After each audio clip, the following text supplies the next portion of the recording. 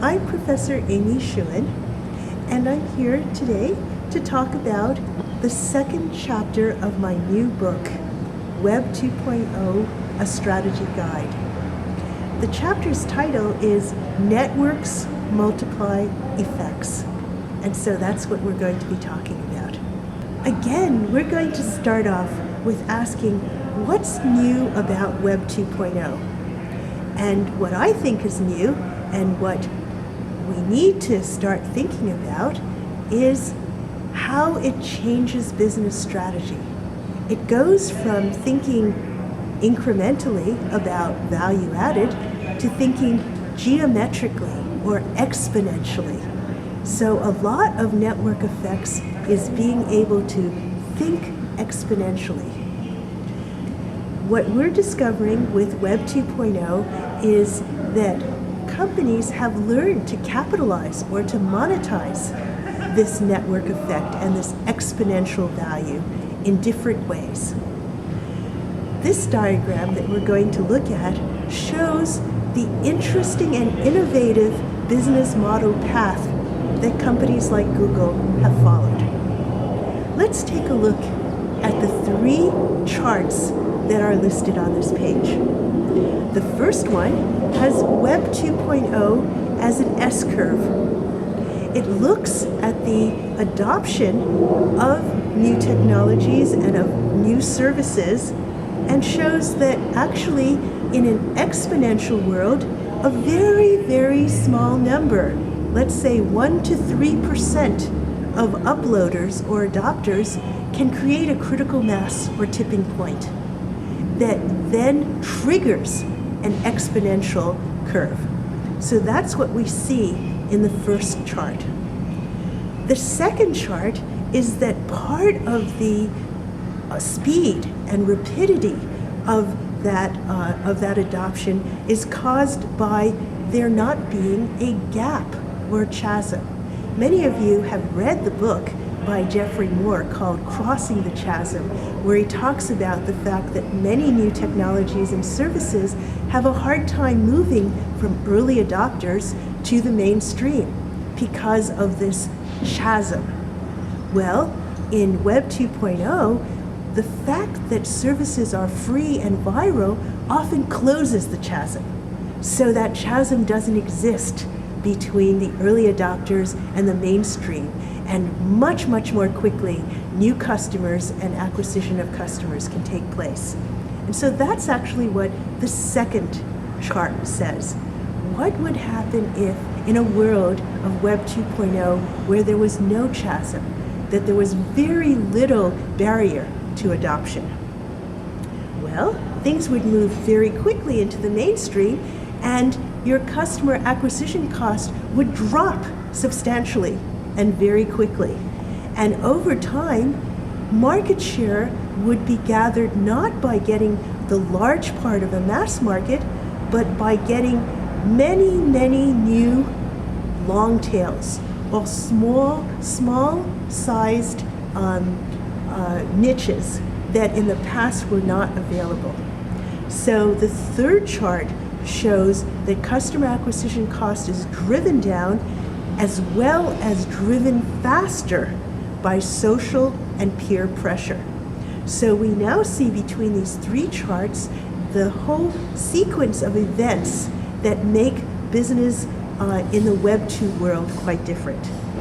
We move very quickly to another area that people have started talking about, which is how can a company like Google or many of the new Web 2.0 companies offer services for free and still be profitable?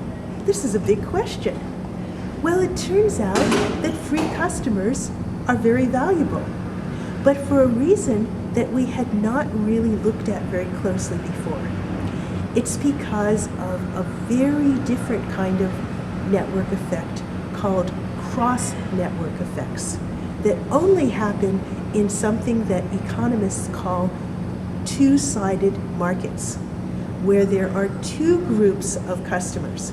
So rather than just having a buyer and a seller, you now have, in the case of Google, a a platform like Google, and you have users who are searchers who are free, and you have advertisers who want to reach those users with their advertising who are willing to pay for keywords. So you have a two-sided market. This actually has occurred in other places like credit cards, like electronic games. There are many places where there are natural two-sided customers or two-sided markets where one set of customers are free because the other set of customers are willing to pay for the freight.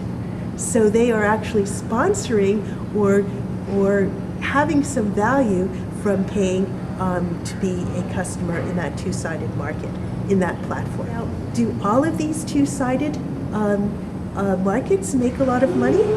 Well, it turns out that the value of that customer base or that free customer actually depends on whether they reach a critical mass or a bandwagon. Because indeed, they're much more valuable if there are many of them, or if they are the majority part of the marketplace.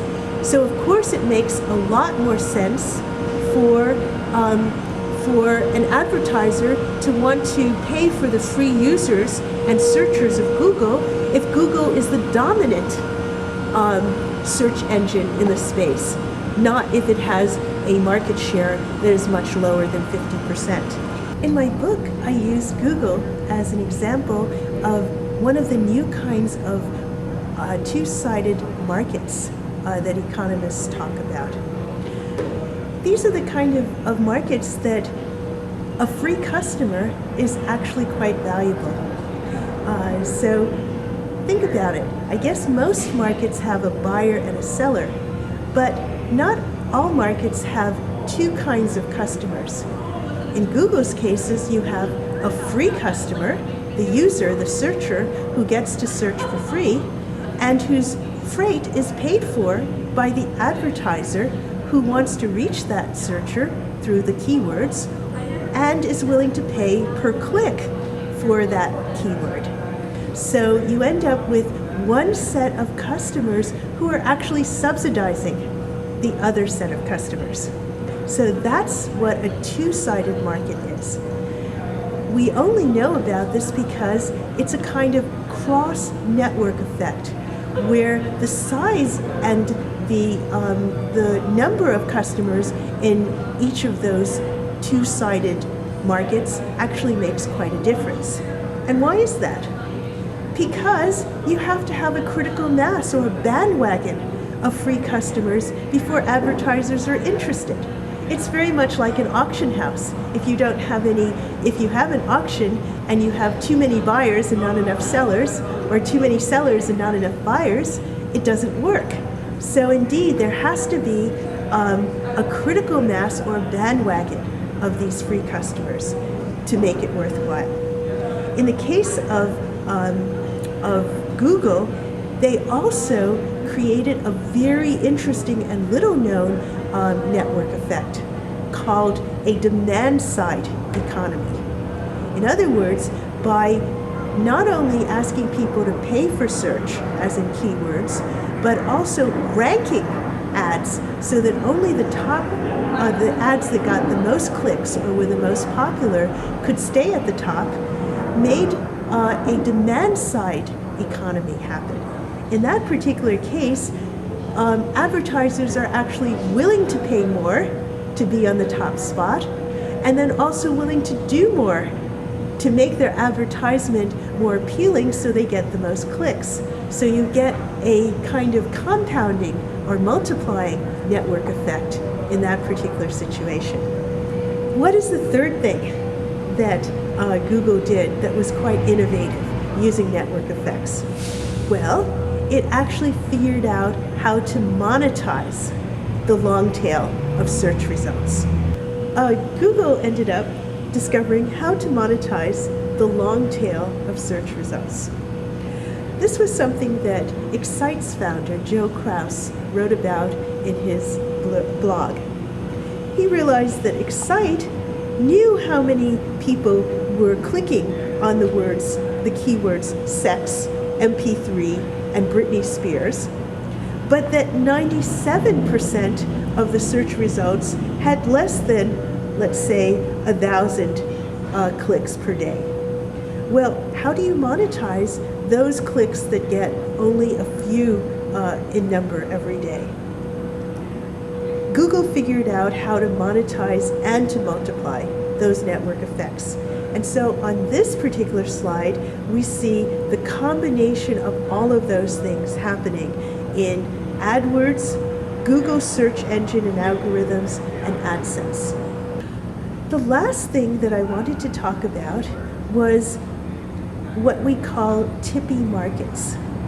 Many network markets are what we call tippy markets. There's a battle zone where both positive or negative network effects can take place. And so between the areas of 40 to 60% market share, a loser can become a winner and a winner can become a loser. There is a competitive race going on in that particular battle zone. And in the book, in chapter 2, I try and explain that that's actually what was going on with AOL and Google in '95 and in 2005, and it is very similar to what is happening with Yahoo and Microsoft and Google in our current 2008. Finally, to conclude this chapter, I just wanted to go back to the 3 diagrams that we had in the very first slide. The Web 2.0 S-curve, the no chasm adoption picture, and the customer acquisition cost diagram. We said that this was the innovative path that Web 2 companies took to using network effects for growth. So the question everyone needs to answer at this point is, how could you monetize and trigger these kinds of network effects in your business?